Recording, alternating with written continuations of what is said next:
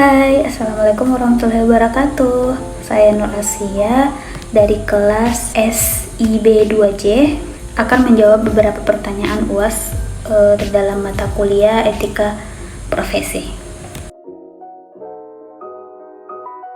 Sertifikat CISCO terbagi ada beberapa level, diantaranya sertifikat entry level yaitu CISCO Certificate Technician atau disingkat CCT.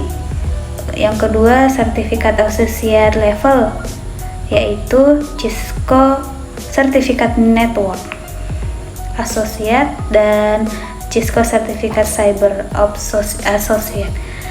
Yang ketiga ada sertifikat professional level, diantaranya CISCO Certificate Network Professional disingkat CCNP. Yang kedua, CISCO Certificate DevNet Professional. Nah, adapun yang level yang keempat, sertifikat expert level yaitu CISCO Certificate Internet Work Expert atau disingkat CCIE. Ada juga CISCO Certificate Design Expert disingkat CCDE.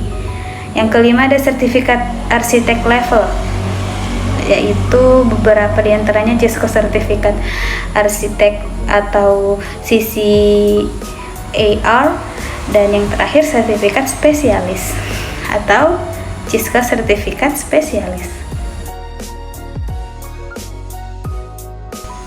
Keamanan sistem informasi merupakan aspek krusial yang harus diperhatikan dalam pengoperasian sistem informasi.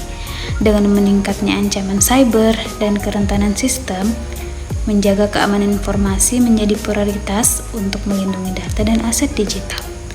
Di sini saya akan menjelaskan beberapa tujuan keamanan sistem informasi. Yang pertama ada kerahasiaan. Kerahasiaan di sini memastikan bahwa informasi hanya dapat diakses oleh orang yang memiliki otorisasi. Kerahasiaan mencegah akses tidak sah dan melindungi data sensitif dari penyingkapan. Yang kedua ada integritas.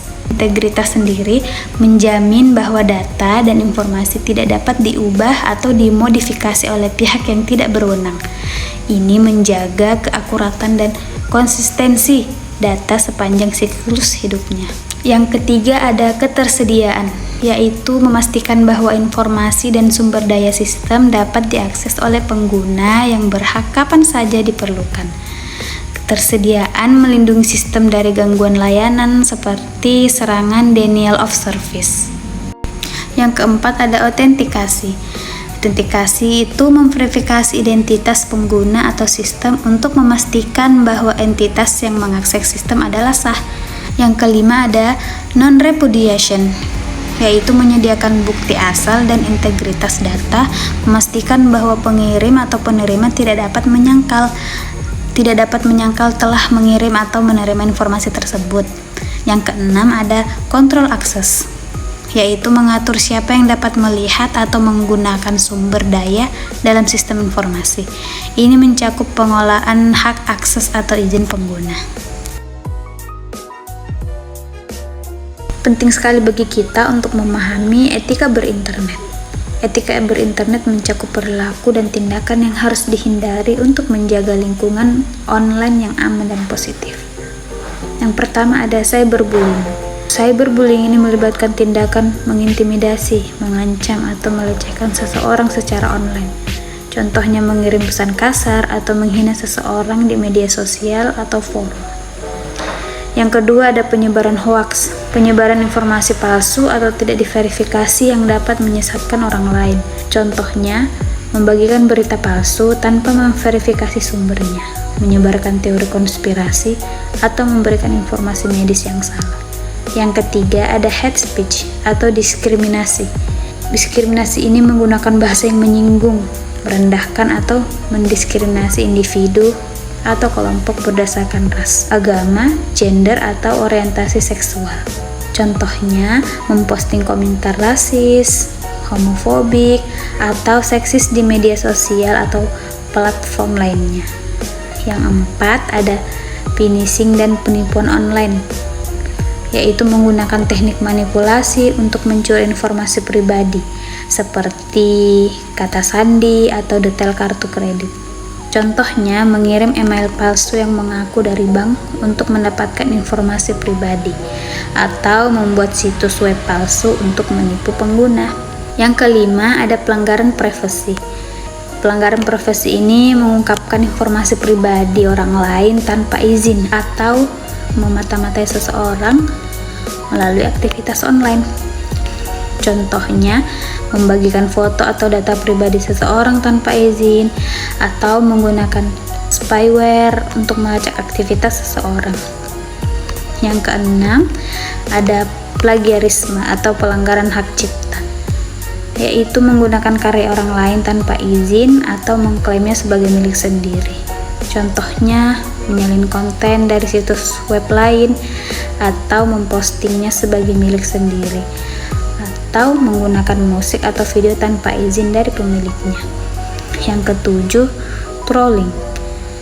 Trolling yaitu sengaja memprovokasi orang lain dengan komentar negatif atau memicu konflik dalam diskusi online.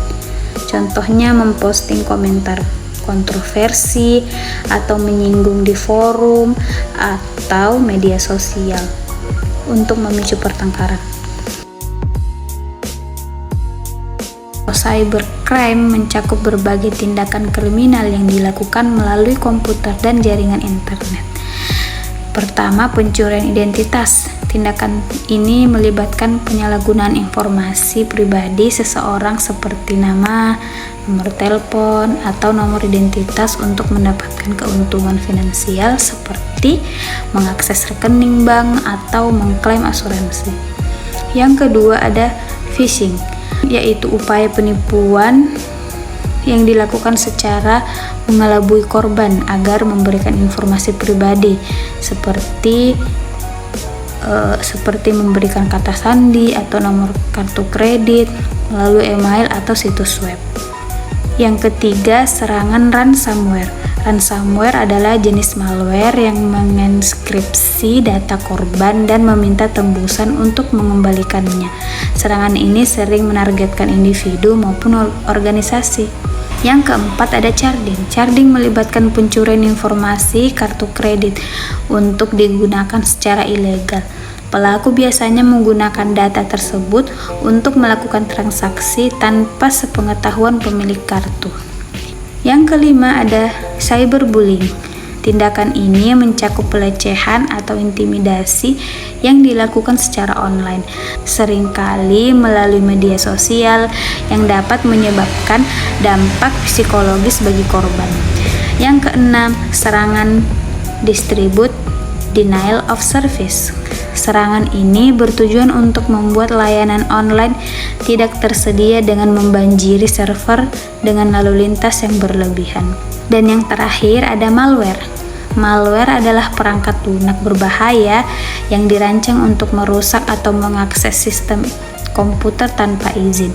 Ini termasuk worm dan spyware yang dapat mencuri data atau merusak sistem. Demikian jawaban-jawaban saya. Semoga membantu dan terima kasih. Assalamualaikum warahmatullahi wabarakatuh.